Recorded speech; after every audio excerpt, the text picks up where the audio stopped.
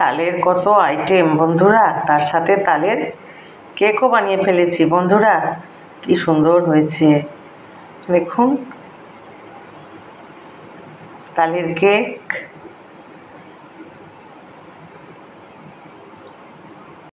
তালের মাড়ি রেডি হয়ে গেছে বন্ধুরা।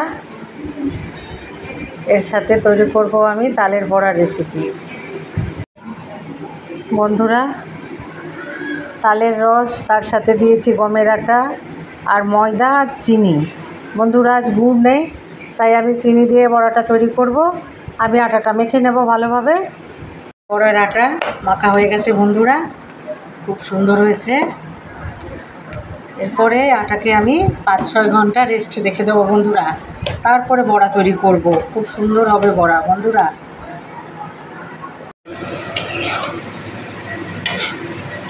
তালের বড়া তৈরি হচ্ছে বন্ধুরা, এক ঝলক দেখাই আপনাদের।